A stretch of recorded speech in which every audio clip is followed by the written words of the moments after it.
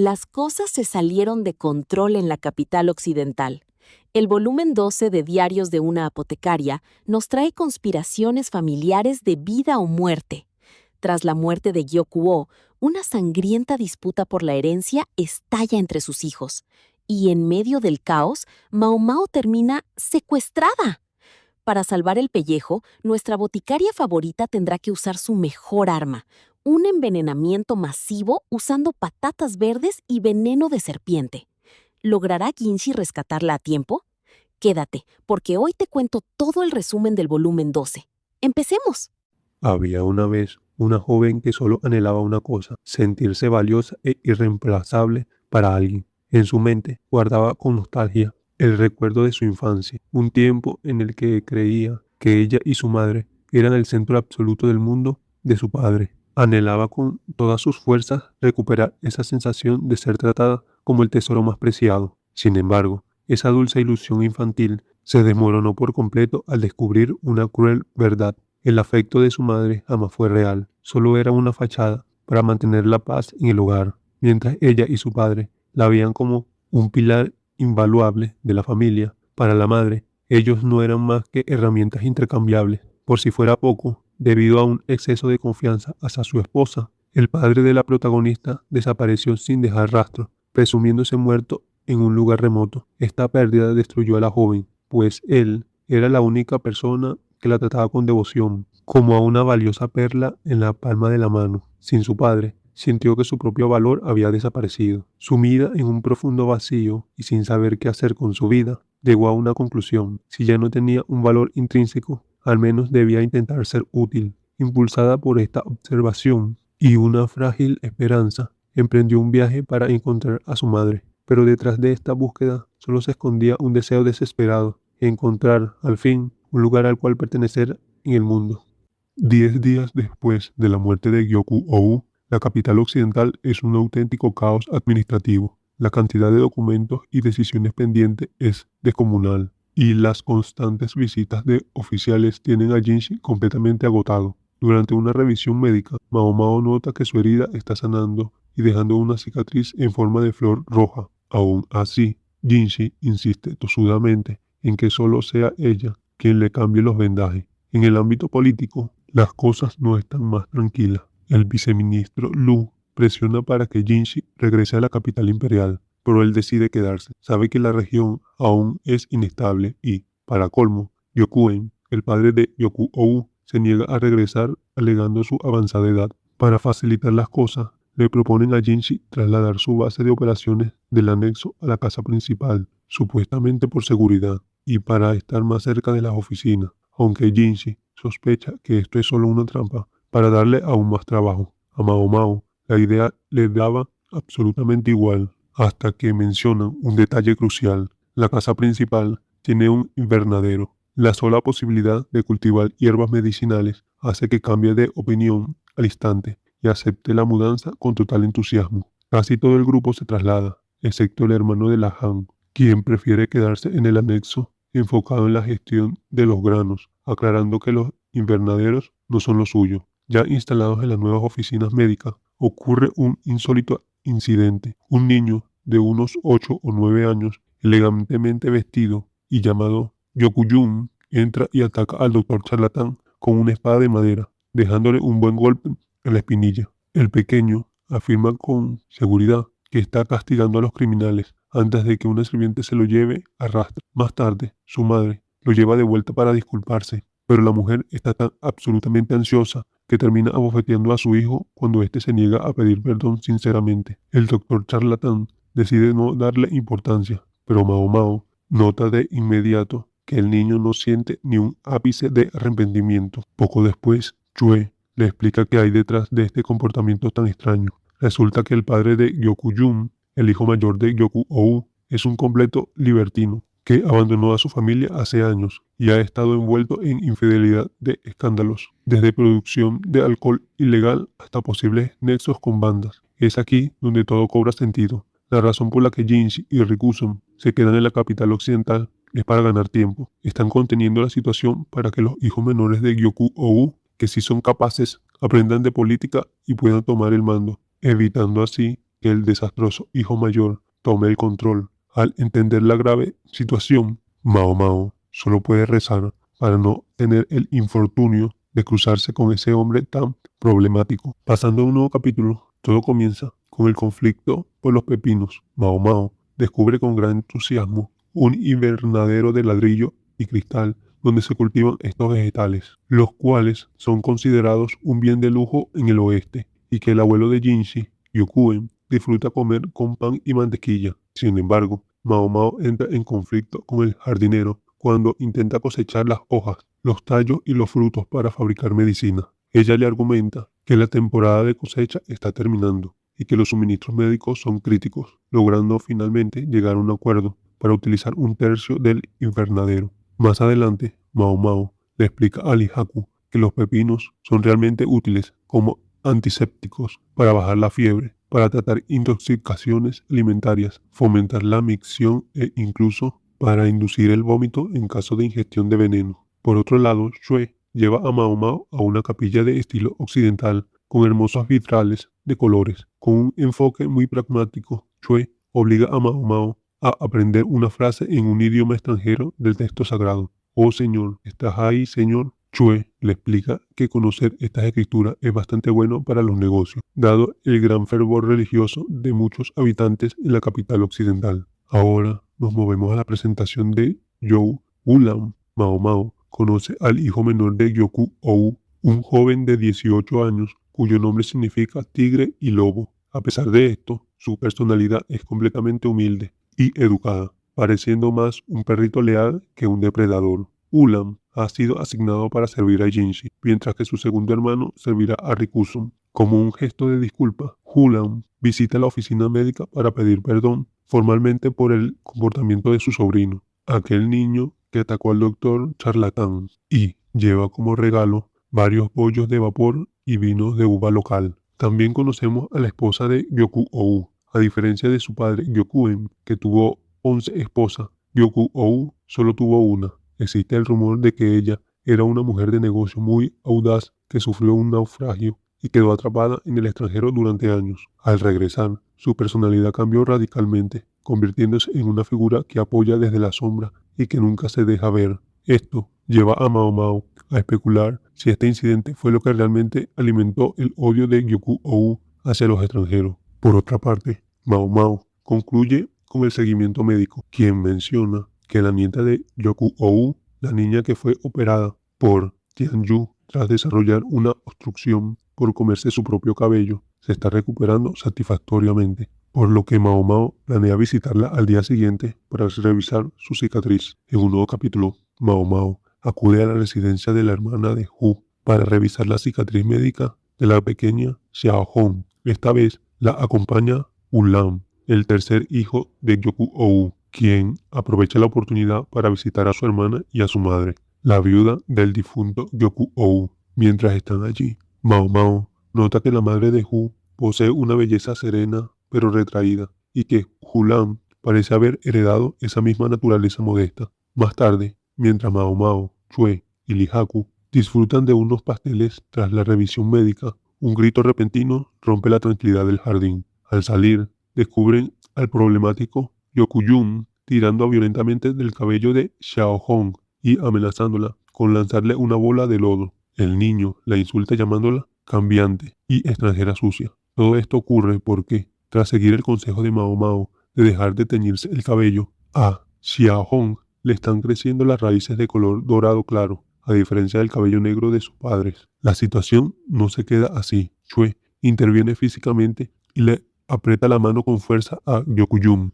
para enseñarle una lección sobre el respeto. Mao Mao, por su parte, recurre a la lógica y a unas cuantas palabras mordaces para humillarlo por completo. Le explica que la genética puede variar el color del cabello incluso entre hermanos, usando como ejemplo a los gatos. Luego, cuestiona la supuesta importancia del niño, recordándole fríamente que su abuelo ha muerto y que su padre no tiene poder real, advirtiéndole que, si sigue sin disciplina y sin protectores poderosos, terminará siendo un títere o exiliado. El conflicto se detiene cuando aparece la madre de Hu. Yokuyun intenta mentir diciendo que Mao Mao amenazó la vida de su padre, pero la abuela confiesa que estuvo observándolo todo y lo envía de inmediato a su habitación. Es aquí cuando salen a la luz serias tensiones familiares. La hermana de Hu le reclama a su madre por haber llevado a Gyokujun a esa casa a sabiendas de cómo maltrata a Xiaohong. La abuela se justifica explicando que la vida del niño en la residencia principal es difícil y que su propia madre no puede protegerlo allí, dejando entrever serios conflictos internos dentro de la rama principal de la familia. Finalmente, el capítulo concluye con un toque de humildad. La pequeña Xiaohong le pide a Mao Mao entre lágrimas que no hable mal de su abuelo. Al darse cuenta de que fue cruel al usar la muerte de su familia para ganar una discusión contra un niño, Mao Mao le pide sinceras disculpas a la pequeña. En un nuevo capítulo, Ulam, el tercer hijo, volvió a demostrar una humildad que sorprendió hasta el propio Lihaku, tratando con total respeto incluso a los sirvientes. Por encargo de Jinshi, el príncipe de la luna, Ulam buscó a Mao Mao para hacerle un pedido muy especial. Necesitaba una guía detallada para prevenir y tratar padecimientos comunes como hinchazón, anemia, sangrado, vómitos y diarreas en zonas rurales que no contaban con médicos. Mao Mao aceptó ayudarlo, no sin antes advertirle sobre el peligro de supersticiones locales, donde los curanderos suelen ver con malos ojos a los profesionales de la salud, y le sugirió vigilar posibles brotes de enfermedades contagiosas. Más tarde, se reveló que fue el mismo Ulam quien tuvo la idea y le sugirió esta iniciativa médica a Jinshi. Por otro lado, está Fei Long, el segundo hijo, un hombre de aspecto importante y mente puramente burócrata. Aunque trabaja bajo las órdenes de Rikuson, visita con frecuencia la oficina de Jinshi para entregar documentos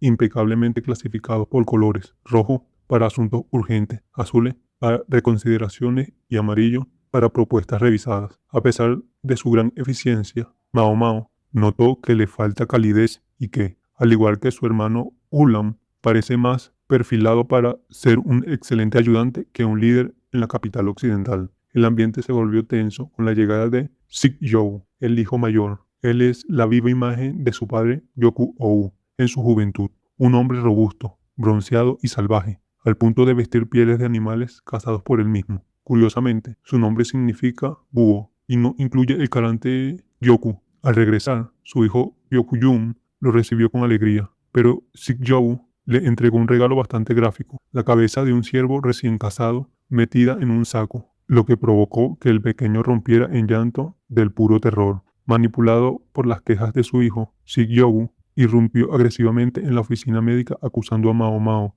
y a Lihaku de ser altos funcionarios del gobierno que maltrataban a la gente local. Manteniendo la calma y el profesionalismo, Lihaku se interpuso para proteger a Mao Mao y al asustado doctor charlatán, sugiriendo llevar la discusión afuera para no destrozar el lugar. Por suerte, Ulam intervino a tiempo para calmar a su hermano mayor, revelando la verdad. Fue el propio Gyokujun quien se había comportado de forma ofensiva e hirió al médico. Al descubrir que su hijo le había mentido, la actitud de Sik-Jou cambió por completo. Reprendió al niño y, como una tosca disculpa, le entregó la cabeza del ciervo a Lihaku y a Mao Mao antes de retirarse. Mientras el doctor y Lihaku quedaron completamente horrorizados por semejante presente, Mao Mao reaccionó de una forma muy peculiar. Se mostró fascinada con la idea de cocinar el cerebro del animal y hasta lamentó que Sik-Jou no le hubiese dejado las comamentas para prepararse un buen tónico energizante. Días después de haberse mudado a la casa principal,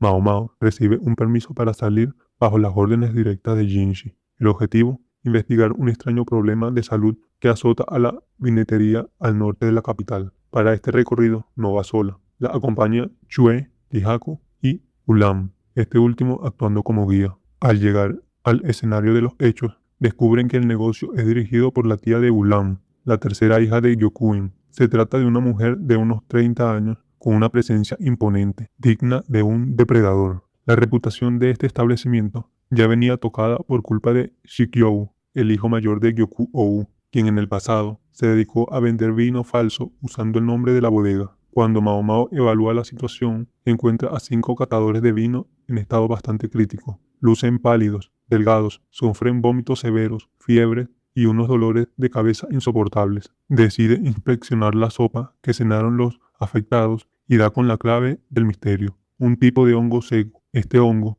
no es tóxico por sí mismo, pero contiene un componente capaz de bloquear la capacidad del cuerpo para metabolizar el alcohol. En pocas palabras, hace que incluso el bebedor más experimentado sufra una embriaguez extrema y una resaca feroz con apenas unos sorbos. Para confirmar su teoría, y admitámoslo, usando la situación como la excusa perfecta para beber, la propia Mao Mao decide probar los hongos y acompañarlos con varias tazas de vino. Como era de esperarse, el efecto es instantáneo. El rostro se le pone completamente rojo, pierde la estabilidad y la borrachera la golpea de lleno, obligando a Chue a hacerla vomitar a la fuerza para evitar que pase a mayores. Al día siguiente, presenciamos las inevitables secuelas. Lejos de lamentarse, Mao Mao experimenta su primera resaca real y la encuentra científicamente fascinante, así que decide anotar y documentar sus síntomas de náusea y dolores de cabeza cada 30 minutos para estudiar los efectos del hongo. Más tarde, mientras debaten el origen del ingrediente, Mao Mao y Chue sospechan de un sabotaje directo, dado que el clima de la capital occidental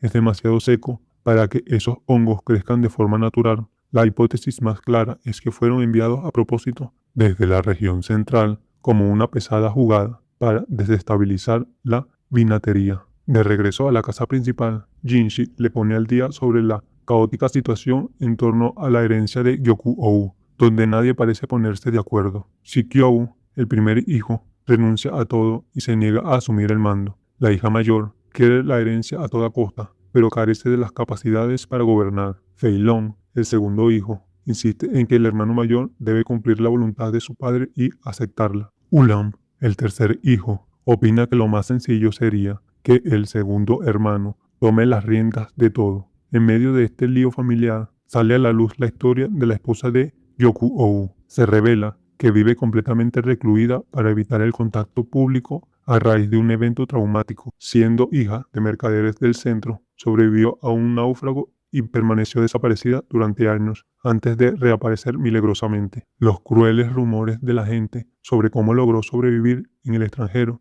la llevaron al aislamiento, y Jinshi especula que el profundo odio que tiene Gyoku-ou sentía hacia los extranjeros nació justamente a partir de este trágico suceso. Para cerrar la jornada, Jinshi invita a Mao Mao a cenar un plato de carne de cerdo, dong-pu y pollo. Sin embargo, la alegría le dura poco, luego de que Shue le chismeara a Jinshi sobre el imprudente experimento de Mao Mao con los hongos y el alcohol. Jinshi decide castigarla prohibiéndole tomar una sola gota de vino durante toda la cena, dejando a nuestra protagonista profundamente frustrada. Tras 6 meses en la capital occidental, el equipo finalmente cuenta con un grupo estable de sirvientes. Entre ellos destaca un joven de 13 años, alguien en esa edad justa, donde es demasiado mayor para ser un niño, pero es demasiado joven para ser un hombre. Mao Mao admira profundamente su educación, dedicación y madurez, no evitando compararlo de forma muy favorable con Chou-u, el niño problemático de la casa Verdigris, quien, aunque tiene la misma edad, posee una personalidad bastante más difícil. Un día, el hermano de la Han llega a la oficina con una cosecha de papas blancas y camotes, que lucen bastante tristes y pequeños, pareciendo más simples raíces que tubérculos. Él explica que el clima y una plaga de saltamontes afectaron gravemente la producción. Durante la conversación, surge una lección clave sobre seguridad alimentaria. El hermano de la Han explica que las partes verdes y los brotes de las papas son venenosos, a lo que Mao Mao añade que ingerirlo causa un sabor amargo y un cosquilleo en la boca. Esta precisión le vale un golpe amistoso en la cabeza por parte del hermano de la Han, quien le recrimina su peligroso hábito de andar probando todo. Ante esto, se le enseña al joven sirviente a pelar y preparar las papas correctamente para evitar cualquier intoxicación. En ese momento, el joven sirviente decide presentarse formalmente como Yunjie,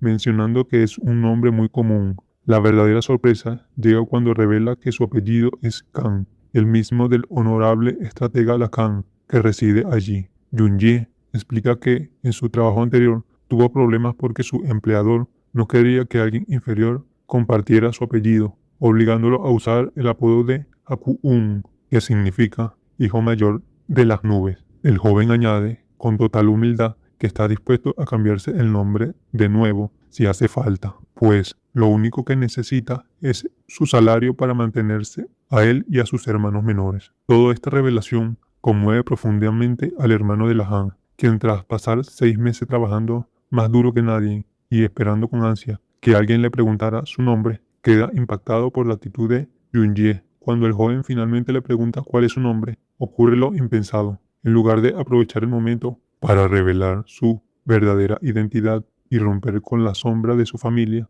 el hombre entra en una profunda melancolía. A pesar de que su frase de siempre era "no me llamen el hermano de la Han", termina respondiendo solemnemente "mi nombre es el hermano de la Han", para luego marcharse completamente deprimido. La escena termina con la total conclusión de Yun-ye y la tristeza cómica del hermano de la Han, quien parece haber aceptado resignado su destino de ser definido únicamente por su parentesco. En un nuevo capítulo nos encontramos con Mao Mao en la oficina médica. Mao Mao recibe una visita inesperada. Hulam, el tercer hijo de Yoku-ou, llega con una petición personal. Un conocido busca con urgencia a una mujer con conocimientos médicos para atender a la hija de una buena familia que sufre de fuertes y persistentes dolores de cabeza. La actitud de Hulam es extremadamente humilde, algo que despierta sospechas de inmediato en Mao Mao, quien siente que hay algo raro en su comportamiento. Antes de partir, Lihaku le enseña a Mao Mao que ella siempre parece estar analizando y evaluando a la persona, al igual que la Han. Esta observación la molesta y la hace preguntarse si la amabilidad de Hulam se debe a que conoce su verdadera identidad como la hija del estratega loco. Con la aprobación de Jinshi, Mao Mao emprende el viaje hacia un pueblo portuario al sur de la capital occidental. La acompañan Chue, Lihaku y Barjou, el esposo de Chue, quien viaja escondido dentro de una canasta de mimbre para reducir su estrés visual. Al llegar, descubren un pueblo vibrante y lleno de vida, lleno de mariscos y extranjeros, que recuerda bastante a un distrito del placer. En la mejor posada del pueblo, Mao Mao finalmente conoce a su paciente, una niña de entre 10 y 13 años, de cabello platino y ojos azules. Sin embargo, la pequeña se muestra bastante hostil y exige condiciones casi imposibles para la consulta. Prohíbe que la toque y pide que la revisión se haga a 60 centímetros de distancia. A pesar de estas restricciones, Mao Mao empieza a deducir la verdad observando sus detalles. Nota que la niña no tiene apetito y solo toma líquidos. Además, hace un gesto de dolor al probar una bebida fría y dulce preparada por Chue y reacciona de forma violenta cuando Mao Mao presiona su mejilla izquierda. Con esto, Mao Mao revela la verdad. No es un dolor de cabeza, sino un diente podrido. La niña había estado ocultando su carie y por eso impuso las reglas tan estrictas para que nadie la descubriera. Tras una caótica lucha para mantenerla quieta, Mao Mao utiliza unos forceps para extraer la pieza, que resulta ser un solo diente de leche. Mao Mao sospecha que la niña pidió deliberadamente una doctora mujer, pensando que no encontrarían a ninguna en la zona y así mantener su secreto. Pero la historia da un giro inesperado. Barjou, quien escuchó los gritos desde la canasta, le revela a Chue un detalle crucial. La paciente en realidad es un niño, basándose en su aspecto y en los insultos que gritó en su idioma nativo. Lo identifica como el cuarto hijo de la familia real del reino de Ri. La situación termina dejando una gran duda en el aire. ¿Qué hace un príncipe heredero escondiéndose en la capital occidental? Llegó la temporada de cosecha y inicios del invierno, y por órdenes directas de Jinshi, Mao Mao terminó sepultada entre trabajos de aritmética y contabilidad.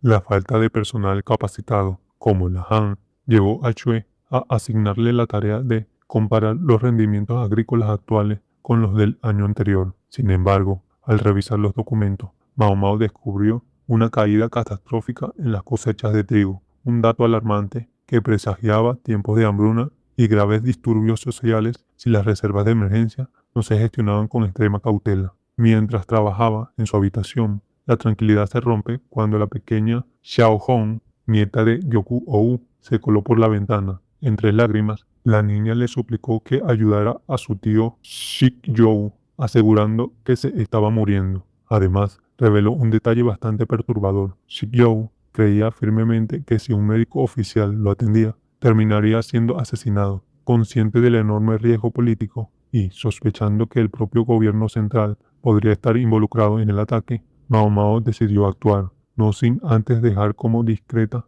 pista en su escritorio una pequeña figura de madera con forma de búho. Xiao Hong la guió a través de un pasadizo oculto cubierto de enredaderas cerca de la oficina administrativa, un camino secreto que en teoría solo conocían los miembros de la línea de sangre directa. Al final de su trayecto, encontraron a Sikyo desangrándose por una herida en el costado, acompañado por su hijo Yokuyum, quien del puro pánico terminó desmayándose frente a ella. Al examinarlo, Mao Mao diagnosticó una herida penetrante provocada por un dardo envenenado, probablemente disparado con una cerbatana. Por suerte, el propio Sikyo se lo había arrancado en cuestiones de segundos para evitar la propagación del veneno. Tras confirmar que los órganos internos estaban intactos, Mao Mao contuvo la hemorragia y cosió la herida de manera rudimentaria, pero totalmente efectiva. Durante todo el procedimiento, no pudo evitar reflexionar sobre la identidad del atacante, sospechando que todo se debía a una sangrienta disputa familiar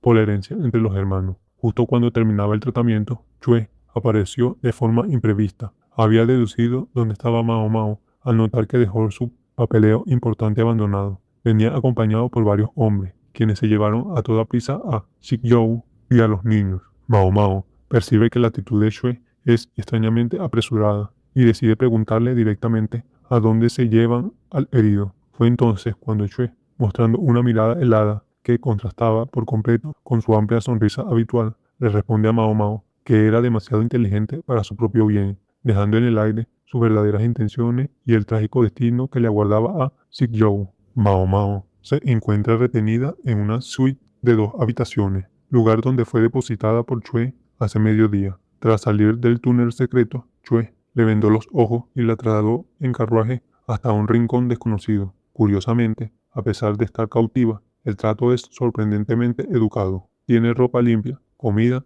y un vino de uvas bastante ácido, lo que demuestra que Chue conoce a la perfección sus particulares gustos. Mientras tanto, en la habitación contigua descansan el herido Sikyo y su hijo Yokuyum, y a un lado duerme tranquilamente la pequeña Xiaohong. Lejos de quedarse de brazos cruzados, Mao Mao comienza a usar sus finos sentidos para ubicar su paradero. Al escuchar un murmullo constante de voces en el exterior, comprende que no está en un lugar aislado, sino en pleno pueblo. Además, nota que la gente no habla su idioma nativo, sino lenguaje extranjera, y el aire huele claramente a sal. Con estas pistas, concluye rápidamente que se encuentra en el pueblo de la Posada del Sur, una zona portuaria habitada por extranjeros, que ella ya había visitado tiempo atrás para atender a un niño con problemas dentales. Poco después, Sikyo despierta con un mejor aspecto y la fiebre ya controlada. Con una reveladora conversación, le confirma a Mao Mao su sospecha y admite que él y Chue son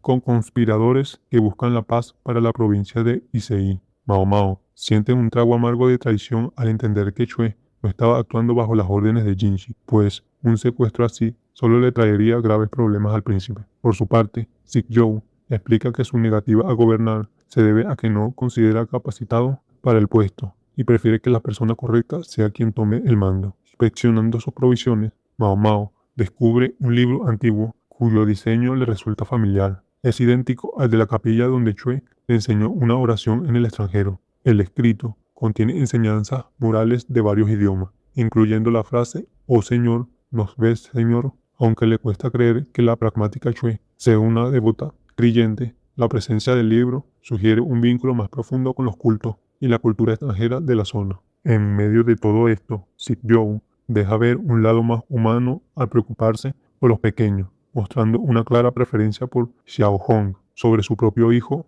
Yokuyum, lo que explica los celos y la actitud violenta del niño hacia su prima. También menciona a su hermana Jingxing, la madre de Xiaohong, quien seguro está desesperada por la desaparición de la pequeña. La tensión aumenta cuando Sikyo le advierte a Mao Mao que no podrá salir durante los próximos días, al menos hasta que todo lo que ella imagina llegue a su fin. Reflexionando sobre la autonomía de Chue, Mao Mao llega a la preocupante conclusión de que la lealtad de su acompañante permanece a alguien muy distinto al de Jinshi y que los planes de este grupo podrían chocar directamente con el gobierno central, con el temor de que la situación termine en un gran conflicto como el incidente del clan Shi. A Mao Mao solo le queda esperar el regreso de Chue mientras examina detalladamente el libro sagrado. Pasando a un nuevo capítulo, todo comienza cuando Rikuson y Fei Long, el segundo hijo de Yoku-ou, se presentan en la oficina de Jinshi. Rikuson, con su habitual mezcla de eficiencia y audacia,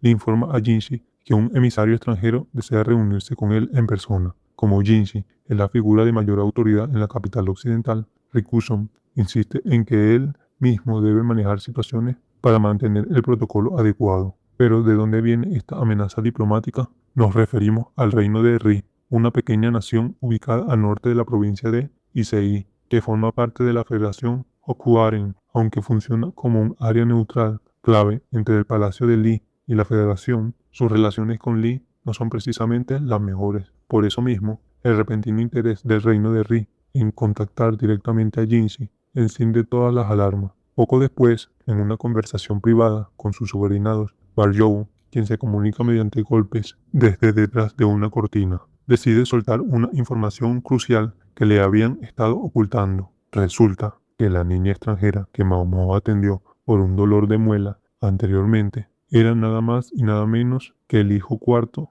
del rey de Ri. Barjow y su esposa Chue prefirieron no contárselo antes a Jinshi para permitirle fingir ignorancia ante un posible conflicto internacional. Además, existe la fuerte sospecha de que este príncipe fue traído a Li por Shikjou, el hijo mayor de Yoku-ou, lo que significaría que Li se está metiendo en la disputa por la sucesión del reino de Ri. Con todo este embrollo encima, la reunión diplomática se lleva a cabo en el restaurante más lujoso de la capital occidental. Jinshi utiliza su cabeza y su importante presencia para intimidar sutilmente a los emisarios, quienes al principio se muestran bastante arrogantes por sentirse respaldados por su federación. El emisario de Ri va directo al grano. Un noble de su país ha desaparecido y sospecha que fue secuestrado, dejando claro que si Shikjou está metido en esto, debe recibir un castigo severo. Jinshi queda atrapado en una posición sumamente difícil, intentando proteger a su imperio, sin admitir que en realidad ya sabe dónde está.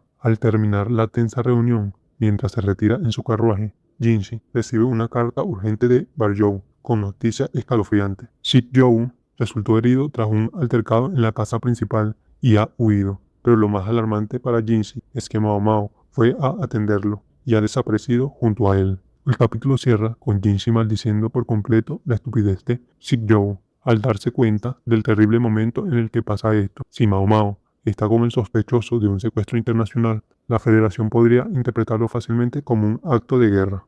En su refugio temporal, Mao Mao tiene las manos llenas cuidando del herido Shikjou y de sus dos niños con personalidades completamente opuestas. Por un lado, Xiao Hong es sorprendentemente madura y tranquila, pero por el otro, Hyokujun es un verdadero dolor de cabeza. El niño no se para de quejar por todo, incluso por lo duro que está el pan, así que Mao Mao no lo piensa dos veces y lo disciplina quitándole la comida. Curiosamente, Shikjou muestra un lado paternal muy tierno con Xiao Hong, leyéndole escritura y jugando con ella. Una paciencia que Mao Mao desearía que también usara con el rebelde de su hijo para corregir su carácter. Pero no todo es tranquilidad. Mao Mao nota que Shikjou recibe cartas secretas y las quema de inmediato, aunque ella presiente que su propia desaparición debe estar causando un enorme caos en la capital. Se encuentra completamente aislada del mundo exterior. Finalmente, Shikjou le anuncia que se marchará a la mañana siguiente y que ella será liberada por la noche. Le encarga el cuidado de los niños y le pide que, si alguien pregunta, diga la verdad sobre cómo curó su herida. Al despertar al día siguiente, Mao Mao lo encuentra vestido como un Biashi, un mercenario guardián, junto a otros hombres. Sin embargo, los planes cambian de golpe cuando una mujer, Biaoshi, llega advirtiendo que los han descubierto. Sin tiempo que perder, todos deben huir en un vagón cubierto, posponiendo su regreso a la capital occidental. Tras 4 horas de viaje, el grupo hace una parada en una aldea para que todos los caballos descansen. Es aquí donde la mujer Biaoshi le da a Mao Mao su nueva coartada. A partir de ahora, debe hacerse pasar por la madre de Hyokujun y Xiao Hong. Aunque el niño protesta de inmediato, la mujer lo frena en seco, explicando que es una orden de su propio padre y que intenta volver a la capital en este momento solo los llevaría directo a la cárcel. Para lograr un disfraz convincente, la mercenaria maquilla a Mao Mao, haciéndola lucir bastante años mayores y ajustando la forma de sus ojos y cejas para darle un parecido familiar a los niños. Cuando Mao Mao cuestiona por qué no puede simplemente enviarla de regreso a casa,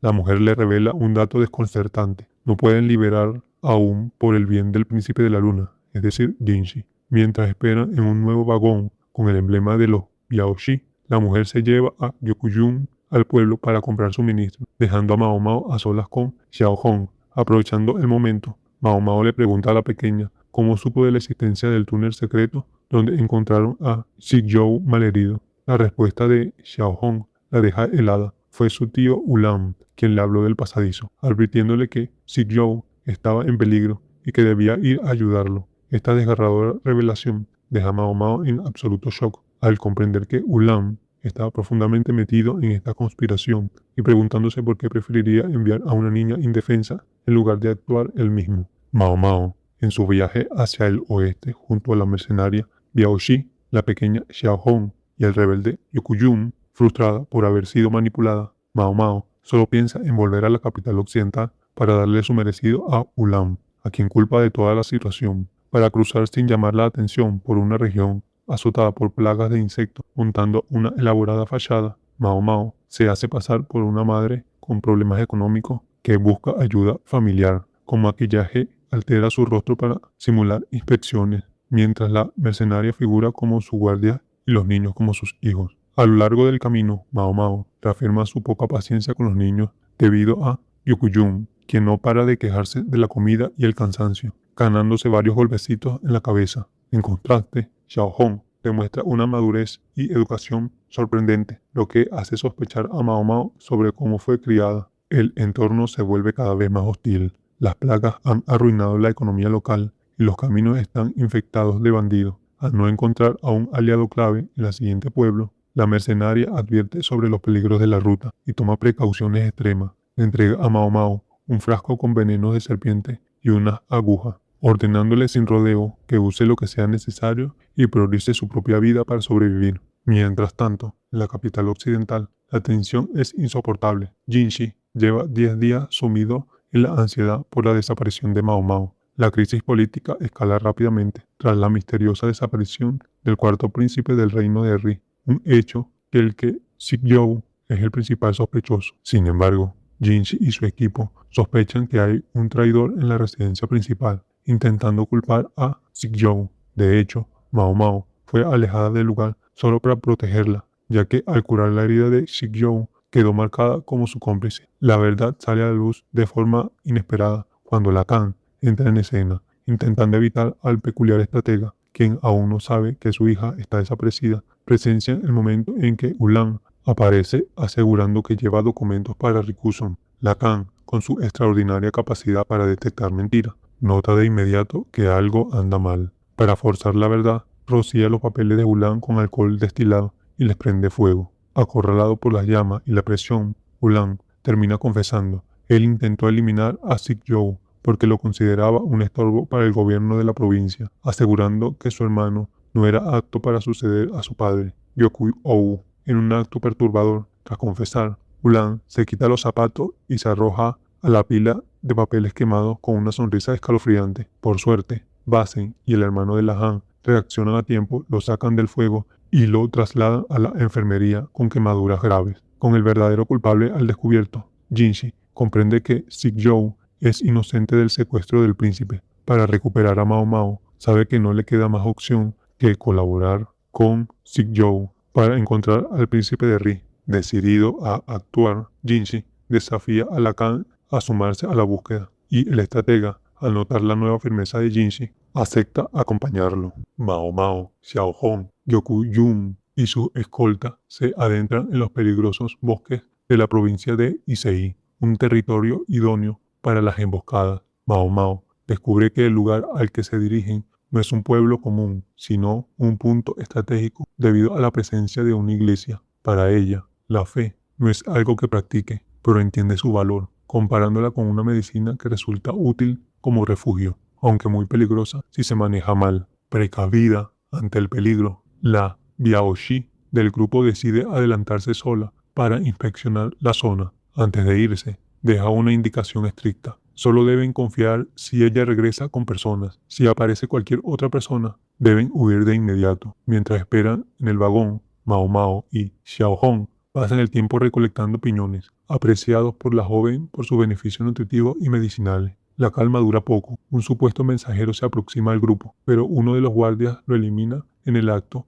al recordar la advertencia. La huida hacia el bosque es inminente, pero la persecución no tarda en alcanzarlos. Con uno de los escoltas heridos y el agotamiento en su límite, los guardias confiesan que no podrán proteger a todos y planean abandonar la misión. Ante esta situación crítica, Mao Mao toma una decisión tan fría como inteligente. Entrega a los guardias valiosas perlas de medicina a cambio de que pongan a salvo únicamente a Ryokuyun. De vuelta a la capital occidental, la razón es simple. El pequeño es demasiado ruidoso y sus imprudencias sobre la identidad de su padre, Sik-Yow, pondrían en riesgo la vida de todos. Al quedarse solas, Mao Mao y Xiao Hong se ocultan en un agujero bajo las hojas. Cuando un perseguidor armado está a punto de descubrir su escondite, Mao Mao decide jugársela por completo, sale de su refugio y recita una frase bíblica que Chue le había enseñado tiempo atrás. Oh Señor, ¿no ves? La audaz jugada surte efecto.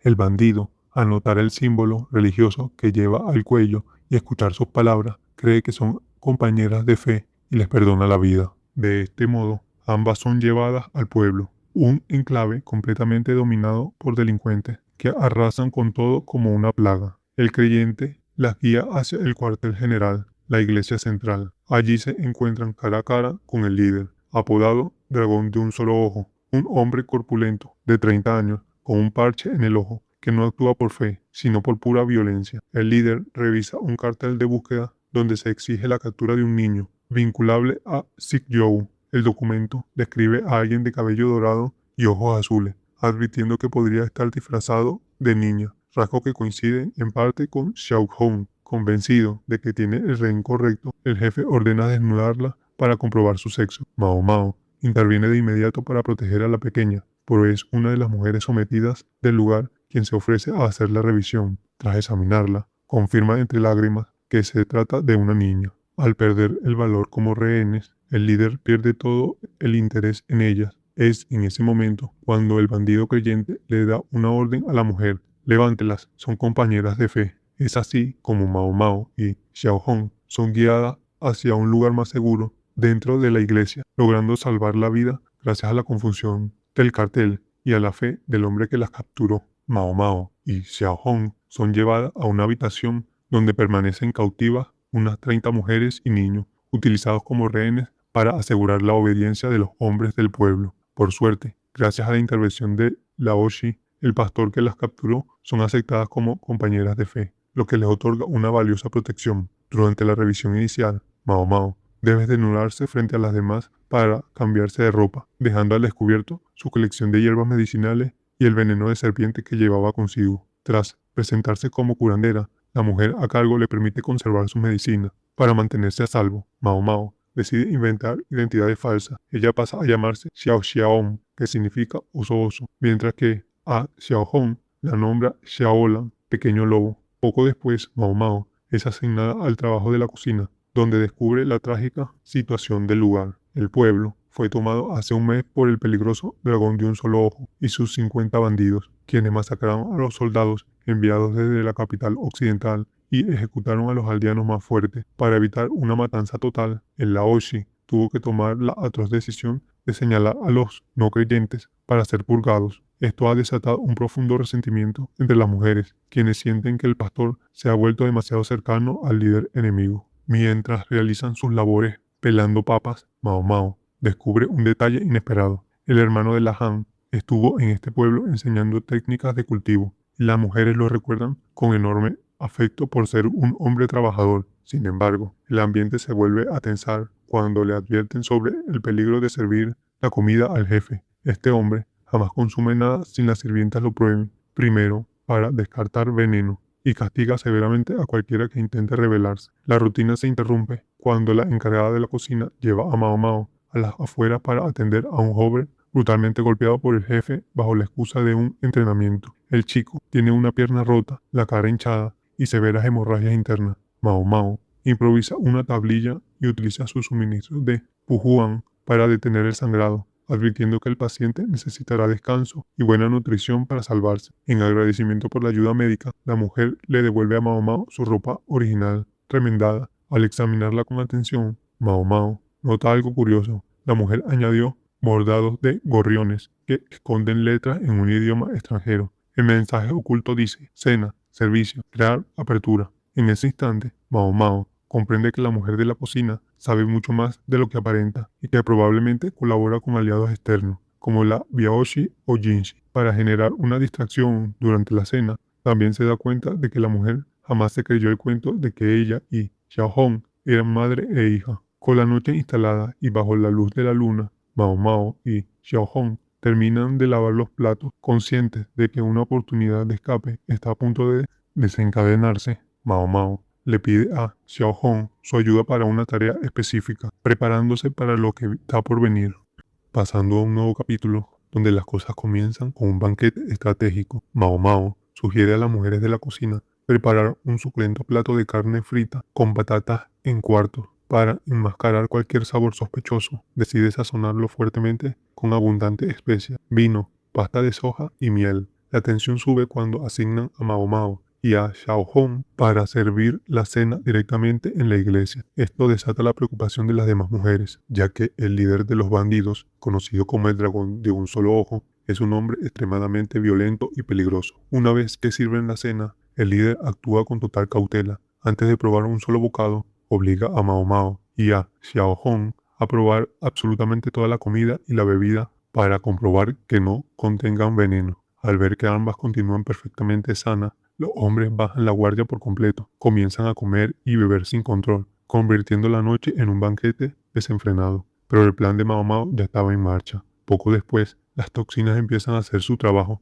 Los bandidos comienzan a sentirse terriblemente mal. Varios corren desesperados hacia el baño, mientras que otros simplemente colapsan y empiezan a vomitar por toda la iglesia. El líder, furioso pero temblando del dolor, acusa de inmediato a Mao Mao de haberlos envenenado. En su mente, Mao Mao repasa con satisfacción los 3 métodos biológicos que utilizó para debilitarlos. El primero fue la solanina de la patata. Utilizó patatas verdes llenas de brotes tóxicos en el plato principal. Como estos criminales estaban acostumbrados a comer ingredientes mediocres o en mal estado, jamás notaron el ligero hormigueo inicial que produce esta sustancia. El segundo método fue un exceso de nuez moscada. Preparó una hamburguesa de carne especial para el líder, cargada con dosis elevadas de esta especia, la cual provoca intensas náuseas y calambre y una confusión severa. Y el tercer método, el más astuto de todo, fue el veneno de serpiente en el alcohol. Mao Mao mezcló en el vino de leche de yegua el veneno que le había dado la mujer Biaoshi. Ella y Xiaohong pudieron beberlo sin problema, porque este tipo de veneno se neutraliza de forma segura en los jugos gástricos si solo se ingiere. Sin embargo, el líder tenía una herida abierta en la boca, una pequeña úlcera, lo que permitió que la toxina entrara de lleno en su torrente sanguíneo. Por si fuera poco, Mao Mao no se limitó solo al veneno. Para inutilizar al líder, frotó aceite en el mango del hacha para que no pudiera ni sostenerla. Mientras los bandidos intentan capturarla entre tropiezos y resbalos causados por más aceite que ella misma derramó en el suelo, Mao Mao aprovecha el caos para llegar a la campana de la iglesia y hacerla sonar como una señal de emergencia. Justo cuando parece que la van a acorralar, las puertas de la iglesia se abren de golpe. Sik You aparece en el lugar junto a un grupo de Biaoshi, incluida la mujer que escoltaba a Mao Mao, listo para someter a los debilitados bandidos. Al ver que los refuerzos finalmente han llegado y su plan funcionó, Mao Mao exhala en profundo suspiro de alivio y se desploma en el suelo por puro agotamiento. Justo después del envenenamiento masivo que organizó Mao Mao, gracias a esto, Sik You y sus hombres arrestan rápidamente a los bandidos sin casi ningún derramamiento de sangre. Poco después, Mao Mao se reúne con Sik You para exigirle una explicación completa de lo sucedido. Durante esta charla, ambos intercambian lo que saben sobre el otro. Sik You reconoce que Mao Mao es la hija del gran comandante Lacan, aunque ella insiste en que solo es hija de una cortesana, y la define como la favorita del príncipe de la luna, Jinshi. Por su parte, Mao Mao lo describe a él como la oveja negra de la familia Gyoku-ou, conocido por sus presuntos nexos criminales. Sin embargo, Sik You aprovecha para aclarar varios malentendidos sobre su vida. Primero, aclara que no es un bandido, sino que compró y lidera una agencia de Biaoshi, es decir, mercenarios guardianes. Además, explica su rivalidad con el líder de los bandidos, conocido como el dragón de un solo ojo. Sik You le quitó un ojo en el pasado y desde entonces este hombre ha estado usando el nombre de la agencia para cometer crímenes y arruinar su reputación. La situación se vuelve un poco más compleja cuando Shik-Joe acepta escoltar una caravana que ocultaba a un VIP, un niño de la realeza del reino de los Ri, que buscaba asilo político aprovechando la visita de Jinshi. Cuando Shik-Joe intentó contactar a Jinshi para entregar al niño, fue atacado con un dardo envenenado dentro de su propia residencia por un traidor interno. Se confirma que el culpable fue Hulam, el propio hermano menor de Shik-Joe, quien orquestó el ataque y manipuló a los niños Ryokuyun y Xiaohong para que encontraran a Shik-Joe, todo dentro de una disputa por la sucesión tras la muerte de Gyoku-ou. En medio de todo esto ocurre uno de los momentos clave. Mao Mao descubre la verdadera identidad de la mujer Biaoshi que la acompañaba. Al notar el bordado de un gorrión en su manga que funcionaba como un mensaje cifrado, Mao Mao deduce que las mercenarias es en realidad Chue disfrazada. Chue le revela que usó técnicas avanzadas de disfraz como un pegamento especial para alterar su rostro y una postura diferente para cambiar su estatura. Le explica que la sacó de la capital para protegerla, ya que al haber curado las heridas de Shik-Joe, otros podrían haberla considerado cómplice de un secuestro diplomático. El capítulo finaliza con una tensa discusión ideológica entre Shue y Shik-Joe sobre el destino de los bandidos capturados. Shue sugiere ejecutarlos a todos para evitar futuras represalias, afirmando que no hay nada más aterrador que una bestia herida, pero Shik-Joe insiste en entregarlos a las autoridades. Ante esto, Shue lo critica por ser demasiado blando y le asegura que, con esa actitud, jamás podrá convertirse en el sucesor de la familia. Durante el viaje de regreso a la capital occidental, Mao Mao aprovecha el tiempo para reflexionar sobre los 4 hijos de Gyoku-ou y la disputa por la sucesión. En su mente, repasa cuidadosamente a cada uno de los hermanos. Shik-Joe, el mayor, actúa como un villano, pero en el fondo es una persona decente. Jin-Shin, la hija mayor y madre de Xiaohong, parece sentirse completamente sofocada por la vida en la provincia. Fei Long, el segundo hijo, destaca por ser un hombre brillante, diligente. Por último, está Ulam, el menor, a quien Mao Mao ve ahora como el verdadero responsable de todos los problemas recientes. Analizando sus nombres, Mao Mao nota algo curioso. Tanto Shik-Joe, que significa búho y simboliza a los malhechores, como Hulan, que significa tigre y lobo y simboliza la codicia, tienen nombres muy pocos afortunados. Al comentar esto, Chue le revela que la madre de Hulan eligió ese nombre porque creía que él era el menos apto para liderar el clan. Mao Mao llega a teorizar si Hulan podría ser un hijo ilegítimo, pero Chue desmiente la idea entre risas, confirmando que nació un año después de que su madre regresara del extranjero. Mientras acampan, la conversación continúa y Chue critica abiertamente a Shik-Joe por ser demasiado blando, aunque reconoce que es una buena persona. Asegura de forma contundente que simplemente no está hecho para ser el sucesor. Para continuar el camino, el grupo decide tomar una ruta más corta pero difícil a través de un desierto rocoso. Su objetivo es evitar encontrarse con otro de los hermanos Shik-Joe, con quien estuvo en un duelo a muerte en el pasado. Durante este trayecto, Chue se muestra inusualmente ansiosa y advierte que, aunque el líder de los bandidos, conocido como Dragón de un solo ojo, está atado, su tenacidad es comparable a la de una tortuga mordedora. Lamentablemente, la tensión que se sentía en el ambiente estalla cuando el grupo acampa en el desierto bajo un frío intenso. Para crear una distracción y sembrar el caos, uno de los vagones es incendiado. En medio del alboroto, el líder de los bandidos aparece sorpresivamente frente a Mao Mao. El hombre ha logrado liberarse masticando sus propias cuerdas a pesar de tener los brazos rotos. Ahora, con un mazo de metal atado en su brazo, golpea a Mao Mao brutalmente y se prepara para terminar con su vida. En ese instante crítico, Chue interviene justo a tiempo para enfrentarse al bandido en un combate sangriento. A pesar de que Chue logra apuñalarlo directamente en el pecho, el hombre parece no sentir ningún dolor y sigue atacando ferozmente como si fuera una serpiente sin cabeza. Finalmente, Shik-Joe y sus tropas hacen su aparición y acribillan al bandido con una lluvia de flechas, acabando con su vida mientras el hombre permanece de pie. Al acercarse, Mao Mao descubre con horror la gravedad de la situación. Chue está seriamente herida, con su brazo derecho prácticamente destrozado y apenas unido al cuerpo, además de presentar severas hemorragias internas en el abdomen. Sumida en un estado de semi-inconsciencia y desesperación, Chue expresa con angustia que sin su mano derecha siente que no tiene ningún valor. Para animarla, darle fuerza y evitar que se rinda, Mao Mao toma una decisión drástica, le confiesa su amor y le ordena con firmeza que viva. Chue termina desmayándose justo después de decirle a Mao Mao que no deje que sus circunstancias sean una excusa para no actuar según sus emociones. Sin perder un solo segundo, Mao Mao inicia una cirugía desesperada para intentar salvar la vida de su amiga.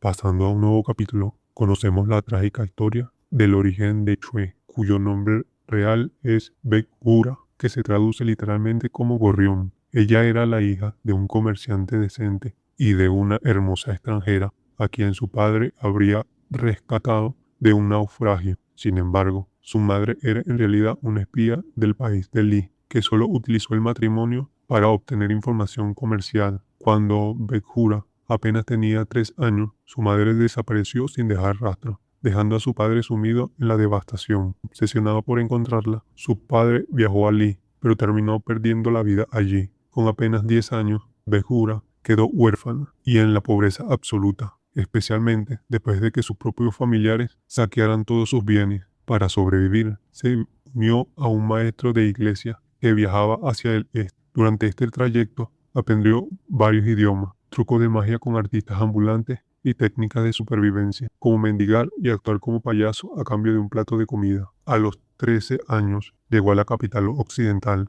y divisó a su madre viviendo en la mansión más grande de la ciudad, perteneciente a la familia de Gyoku-ou. Trágicamente, descubrió que su madre tenía una nueva vida con otros hijos y que no mostró ni una pizca de reconocimiento al verla como una sucia niña de la calle. Al intentar infiltrarse en la propiedad para confrontarla, Bekura fue capturada por un hombre que le reveló la cruel verdad. Para su madre, ella era solo un peso muerto utilizado para legitimar su cobertura. Para salvarse de ser ejecutada, Bekura demostró su valor recitando escrituras de diversos idiomas y haciendo gala de una gran agilidad mental. Impresionando por su astucia, aquel hombre decidió perdonarle la vida y convertirla en su sucesora. Ahora cambiamos a la perspectiva de Barjou, el hijo de Gao Shun, para explicarnos las dinámicas del clan Mi. Tao Mei, la madre de Barjou, le enseña que mientras el clan Ma protege públicamente a la familia imperial, el clan Mi opera desde la sombra, recolectando inteligencia a través de un sistema de sucesores que no siempre tiene lazos de sangre. Barjou fue obligado a casarse con Chue por razones estrictamente políticas. Al principio, la personalidad ruidosa de Chue y su total falta de respeto por el espacio personal aterraban al tímido Barjou, quien incluso llegó a desmayarse la primera vez que la vio. Sin embargo, con el tiempo, Chue demostró ser una mujer increíblemente capaz. Comenzó a cuidar de él con detalles muy personalizados, adaptando la comida y la ropa a su gusto y comunicándose a través de un biombo de bambú para que él no se sintiera abrumado. Eventualmente tuvieron un hijo, pero Chue insistió en que no lo quería criar, una decisión que Barjou entendió como un acto de amor materno para proteger al pequeño de los peligros inherentes del clan Mi. De vuelta al presente, tras una cirugía realizada por Mao Mao, Barjou visita a Chue, quien se encuentra gravemente herida. Temiendo que su mano derecha, inutilizada, la vuelva insensible como espía, Chue le sugiere el divorcio. Sin embargo, Barjou la consuela recordándole que es ambidiestra y que, incluso con una sola mano, sigue siendo más hábil que cualquier otra persona.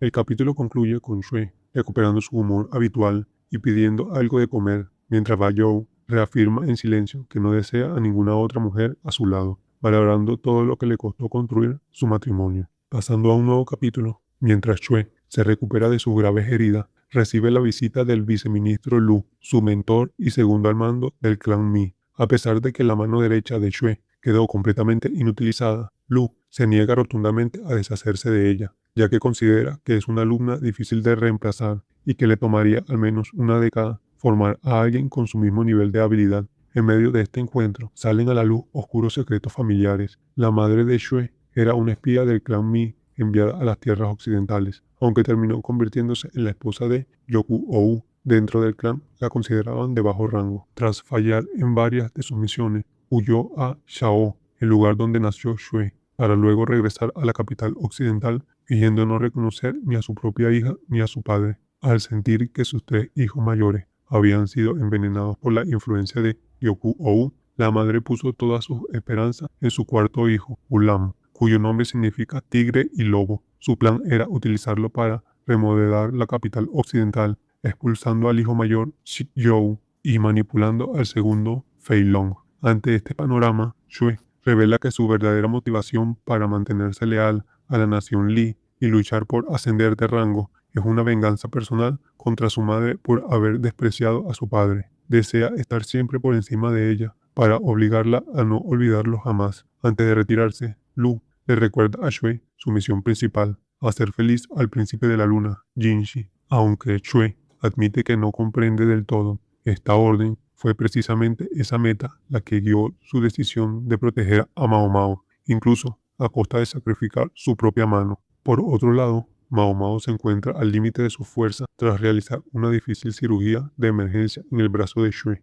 La situación era desastrosa, huesos destrozados y carne triturada por el brutal ataque del líder de los bandidos. A pesar de que logró coser los tendones y reacomodar la estructura, Mao Mao pronostica que, a pesar que el brazo quedará prácticamente inútil y sin sensibilidad. Exhausta, en lugar de irse a descansar, Mao Mao se dirige directamente a la oficina de Jinshi. Lo encuentra profundamente demacrado tras haber pasado varias noches sin dormir a causa de la preocupación. Al verla entrar, Jinshi no lo duda ni un segundo y la atrae hacia la habitación con tanta fuerza que ambos terminan cayendo sobre la alfombra. En el suelo, un Jinshi completamente vulnerable le suplica que no vuelva a desaparecer de esa manera. Mao Mao, demasiado cansada para resistirse o preocupándose por su apariencia descuidada, se siente extrañamente segura a su lado. Al observar detenidamente el rostro de Jinshi mientras se queda dormido, reflexiona sobre todos los sacrificios que él ha hecho y siente que no tiene nada a la altura para ofrecerle a cambio. Llevada por la emoción del momento, realiza un gesto inusual de afecto. Le acaricia suavemente la mejilla y une sus labios a él, notando que están fríos. Finalmente, compartiendo el ritmo pausado de su respiración, ambos se quedan profundamente dormidos en el suelo, permitiendo que Mao Mao descanse de verdad por primera vez en muchos días. Jinshi se despierta tras su primer descanso real en días. Se siente renovado, pero al mirar a su lado ve a Mao Mao dormida, hecha un ovillo, cubierta de polvo, sangre, con un golpe en la mejilla y un corte en el cuello. La culpa lo golpea de lleno. Él se quedó dormido primero, a pesar de que ella pasó por el infierno. Suirem entra con ropa limpia y agua caliente. Jinshi intenta bromear con no bañarse por falta de tiempo, pero deja que Suirem lo prepare todo para que Mao Mao se hace al despertar. Antes de irse, se acerca a la cama y le da un beso en la mejilla mientras ella duerme profundamente. Poco después, Jinshi se dirige al gran salón con Gao Shun y Tao Mei. Allí lo espera Shik-Yu Hulan, vendado tras su intento de suicidio en el fuego, y Chue, con el brazo de un cabestrillo usando la chaqueta de su esposo Barjou. Jinshi confronta a Ulam por intentar matar a su hermano Shik-Yu con una sonrisa inquietante. Ulam afirma que lo hizo por el bien de la capital occidental, pues creía que su hermano Fei Long era demasiado suave para enfrentar al hambre y las invasiones tras la plaga de insectos. Aquí viene la verdadera revelación. El plan de Shue y Ulam era lograr que Jinshi se quedara a gobernar. Ulam quería eliminar a Shik-Yu para que nadie pudiera respaldarlo como líder y obstaculizar el mando de Jinshi. Desesperado, Ulam se arrodilla y le ofrece su propia cabeza a Jinshi si accede a quedarse y guiar la provincia. Para calmar las cosas, Chue propone un compromiso, que Shik-Yu sea el líder oficial. Argumenta que tiene el carisma del héroe que su padre tanto deseaba, así que funcionaría perfecto como un gobernante títere brillante para mantener la estabilidad. Pasa un año y Mao Mao cumple 21 años. Su vida ha vuelto a la normalidad en la capital occidental, trabajando en la oficina médica con el doctor charlatán y atendiendo a Jinshi a veces. En lo político, Shik-Yu vive en la casa principal, viste ropa formal y se parece tanto a su padre que se ha ganado al pueblo. Mao Mao no puede evitar pensar que la gente juzga más por las apariencias que por el carácter. Por su parte, Shui va seguido a la oficina médica para rehabilitar su brazo. Mao Mao logró salvárselo, pero la movilidad le quedó bastante limitada. El codo solo dobla a la mitad y apenas mueve los dedos. Aún así, para la medicina de la época, es todo un éxito. Shui se ha vuelto más cercana al doctor charlatán, sobre todo porque el hombre ha mejorado muchísimo como cocinero, aunque como médico siga siendo nefasto. Shui le da la gran noticia a Mao Mao. Pronto regresarán a la capital real. La sucesión ya está resuelta y Shik-Yu se ha consolidado con el poder con el apoyo de Fei Long, Rikusun y sus tíos. El viceministro Lu se quedará un tiempo más para limpiar el desastre administrativo. Emocionada, Mao Mao sale a buscar al hermano de la Han, que ahora cultiva trigo en lo que antes era un jardín, para contarlo que vuelven. En el camino, presencia una escena hilarante entre Yun y Xiao Hong. El niño intenta intimidarla, presumiendo que su padre es el gobernante, pero Xiao Hong le da una bofetada y lo remata llamándolo camarón que se esconde detrás de su papi. El hermano de la Han, al ver la escena, acusa de inmediato a Mao Mao de arruinar a la niña, asegurando que ahora Xiao Hong tiene la misma mirada cínica y cortante. Mao Mao intenta defenderse indignada, pero se enfrasca tanto en la discusión que se le olvida por completo darle la noticia del viaje de regreso. Tras meses de caos, el nuevo orden en la provincia de Isei ha cambiado drásticamente. Sik You, el hijo mayor de Gyoku-ou, se involucró formalmente en la política local y, a pesar de que su pasado delictivo, su parecido físico con su padre y su carisma natural lo han vuelto muy popular entre los ciudadanos. Con la estabilidad restablecida, Jinshi decide que es momento de volver a casa, dejando al viceministro Lu a cargo de la compleja administración y de asegurar los suministros para la región. Sin embargo, para Mao Mao, el viaje en barco no es nada relajante debido a la presencia de varios pasajeros particulares. Lacan forzó su presencia en la misma embarcación tras un berrinche monumental, pero sufre de un mareo extremo y se la pasa vomitando por la borda, lo cual termina siendo un alivio para Mao Mao. Sorprendentemente, Hulam, el hermano menor de Sik You, también está a bordo trabajando como mozo de limpieza bajo las órdenes de Xue. A pesar de su grave quemadura y su papel en el complot de la sucesión, afirma que ahora su deber es servir fielmente al príncipe de la luna Jinshi. Por su parte, Xue se sigue recuperando de su mano derecha inutilizada, pero mantiene su energía habitual, supervisando a Hulan y burlándose de Lacan. Además, el joven Yunjie viaja con ellos para trabajar en la capital real y así mantener a su familia. Buscando escapar del olor a vómito de Lacan, Mao Mao sube a la plataforma de observación en lo más alto del mástil. Allí se encuentra con Jinshi, quien también se escondía en ese lugar para evitar a Ulam. Sentados hombro con hombro en el reducido espacio, comparten un momento de calma e intimidad mientras conversan sobre el trabajo que les espera y la situación de la emperatriz Gyokujou, quien ha estado consolidando su poder en el palacio interior. En ese instante, Mao Mao reflexiona sobre lo que Xue le dijo acerca de no usar las circunstancias como excusa para ignorar sus emociones, dándose cuenta de que, aunque no siente una pasión ardiente, Jinshi es de las pocas personas con las que se siente verdaderamente a salvo. Es entonces cuando Jinshi la besa en los labios en un gesto ligero